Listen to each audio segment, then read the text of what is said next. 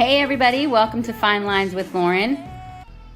I am incredibly excited to bring you this edition of Warrior Woman Wednesday with an amazing girl who's done awesome things for charitable organizations, Miss Desiree Haller. Thank you for Welcome, having Desiree. me. Thank you for having me. Okay, so let me tell you why I was excited to nominate you as a Warrior Woman. First, you're a mom of 2 young boys, Nixon, who's 3, and Axel, who just turned 1. Congratulations, by the way, for surviving that year, which in and of itself makes you She-Ra. But secondly, it's because of the amazing things you've done for charity.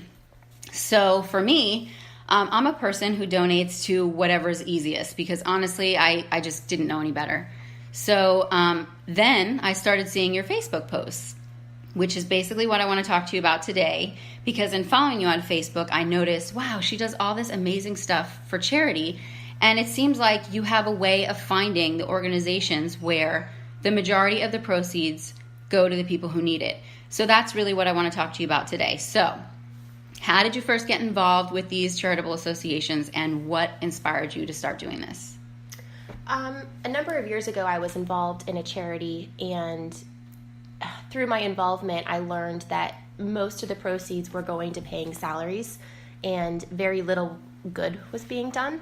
Okay. So I think that's what initially opened my eyes to doing the footwork, doing the research, and getting to the bottom of what's being done because they're not as regulated as you would think. Okay. Which brings me to my next question. How are you able to find these organizations so that you can make sure that when you're donating, the majority of what you're donating is going to who needs it and not necessarily into the pockets of some of the bigwigs? Okay. Is there a website? Well, yeah. For one, I think you should just not be afraid to ask questions. So for me, it's important to keep it local. I made a decision that I wanted to only work with local charities moving forward, but that doesn't mean that the larger charities aren't doing good or that they aren't important as well. So there is a website. It's called CharityWatch.com, and very similar to the way that the Better Business Bureau rates businesses, that's what Charity Watch does. So you can go on there and there is an A through F rating for just how pure, I guess, the charity is and based on how much good they're doing with the dollar. Okay, perfect, which makes it easy for people like me to understand when you go to that website. Everybody understands the A to F scale. Mm-hmm. So obviously A is better. Mm-hmm. F is probably no. Mm-hmm. Or you might want to look into something that has more of that A or B rating. So what exactly is a 501(c)(3)? The 501(c)(3) is just an approved federal charity. So what that means if it's you want to find out that the charity is in fact 501(c)(3) because that means that first of all your donations are a write-off. The charity itself isn't required to pay donations, which makes a big difference when it comes to purchasing and doing good. Okay. So talk to me about provision packs. That's basically one of the main reasons why I do have you here because this is an amazing organization that you've gotten involved with, and I really want to know more about it and get more information out there for people, especially because it is and can be local. Who founded the program and how did you get involved with it? So Carrie Torres of Ormond Beach founded the program. I met Carrie. My husband and I are starting a new business this year, and I was just looking for a place to put a portion of our proceeds from this new business. And in talking to some friends, a lot of people came forward and said, you have to meet Carrie, you have to hear what she's doing. And as I mentioned before, I was very jaded going into the meeting. And not only did I leave the meeting absolutely certain that that's where I wanted to, to put my money, but I was overwhelmingly convicted to get involved more. Every single dollar goes towards feeding the children in our community during extended breaks and weekends. Mm-hmm. And it's all volunteer based. So every single penny of every dollar goes to feeding these kids. Okay. And these kids are obviously children in need who are coming to school necessarily, and they don't have all the nourishment, all the food, and what you're doing is giving them something that's going to get them through the weekend. Correct. Okay. Correct. So Carrie started with 12 families in Ormond Beach. She was at her daughter's school, and they were having a pancake like bash. Okay. And she was told by the administration that there was a handful of kids that were able to eat unlimited pancakes that Saturday because it may be their only meal. Oh. I know. I know. Sorry. No. So with that, she just couldn't believe that it was happening in her backyard. Right. And in Florida, our kids are fed free and reduced breakfast and lunch. Mm-hmm. So that is guaranteed. When they come to school, they're being fed. But what's happening is they were going home on the weekends, and there is serious malnourishment taking place. Mm-hmm. And actually, here in Volusia County, it is 17.7% poverty. Mm-hmm. Children in poverty. Mm-hmm. So Carrie then put together a program to put a bag of food directly into the backpacks of these kids. So they are going home knowing that they're going to be taken care of. And this is done discreetly. In other words, the Yes. other kids at school don't know that this is going on, you know? Yes. Okay. Each school has their own method, but yes, it's put directly into their backpacks on Fridays, and yes, it's done different, like I said. But so talk to me about how you get the actual food for the kids and how you get it all together to be able to take it to the schools. So we have Provision Packs has a partnership with Second Harvest, and the shopping is done on Thursdays. Carrie goes and does all the shopping. The packing is done at the Ormond location from 6 to 7 o'clock. And currently, I think we're almost at 300 kids that are being fed. Wow. We've just expanded to Ortona, Holly Hill. The more proceeds that are given, the more we're able to expand in Volusia County, and that's really what it's all about. That's amazing. So Second Harvest, is that a food bank? It is. So Carrie, is the dollar at Second Harvest goes so much further than the dollar that you and I would spend at the grocery store. Right. So we can spend $5 a child, and it amounts to about $25 worth of food for them over that the you would weekend. spend at the regular store. Correct. Yes. Okay, and that's important to know, because if people do want to get involved, if people do want to donate somehow, the best thing would probably be a monetary donation.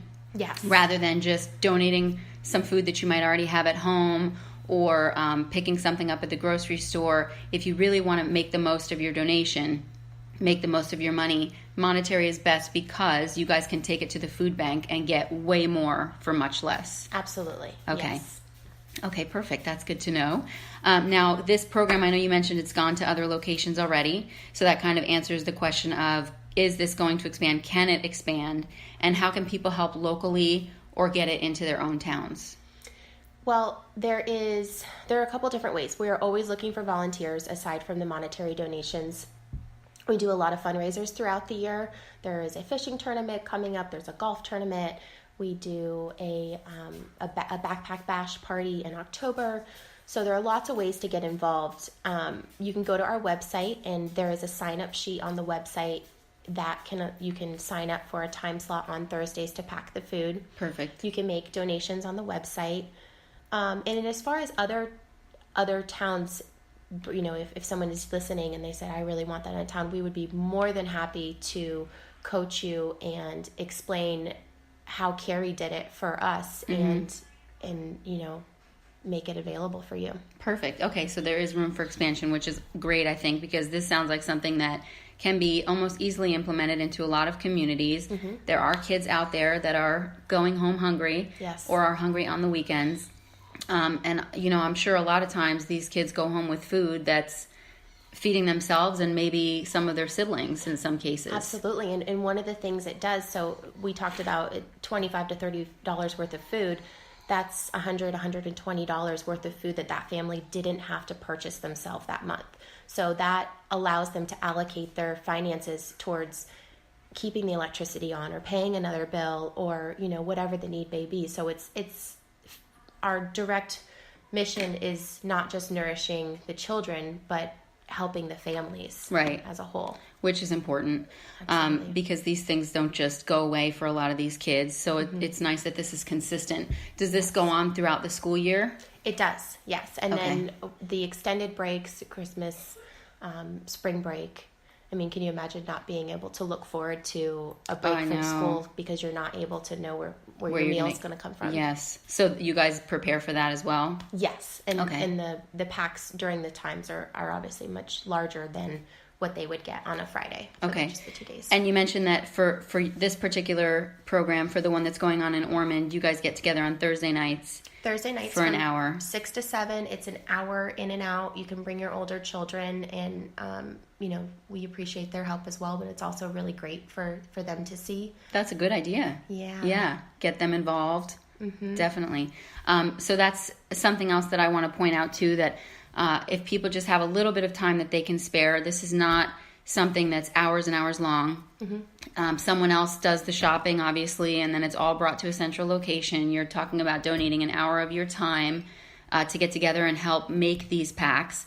So I definitely don't want to get away without saying the website. Yes. And the Facebook page, so that if people are interested, they can go and check it out. Facebook page is Provision Packs, and our website is www.provisionpacks.org. And also, I do want to mention, if you are a school or if you know of a school in need, we also have applications on the website for you to apply to get the program in your school in Volusia County. Oh, perfect. Yes. Okay. Now, if you're someone just starting out, and again, this is something that maybe someone can reach out to you about on the Facebook page or something like that. But when Carrie first started this, were there certain things that she had to do, like go to the school board first? I don't know much about the initial process. I know that it's important to have the principal and the guidance counselors on board for this. Okay. In each individual school. But yes, I know that she took whatever the steps were. Right, reached out to the right people. Yes. And someone could contact her directly too. on that Facebook page if they had those types of questions? Okay, yes, you perfect. can contact Carrie directly. Mm-hmm. Great. Well, listen, thank you so much. I'm really happy we got to go over this. Again, this was important for me because, like I said, I've only donated, which is not a bad thing. I mean, we're not here to, bash any other organizations or anything like that. I just think that it's important that we start paying attention to where our money is going, because a lot of times it's things that are in your face with different advertisements and stuff like that. But there are things that you can do on a local level, on a small level, that have great impacts. And This is definitely one of them. I mean, we certainly don't want to see, kids going hungry. So anything we can do to change that is definitely important. So again, I appreciate your time. Thank you. And one last time, that's www.provisionpacks.org. Perfect. Thank you so much, Desiree. Thank you for having me, Lauren.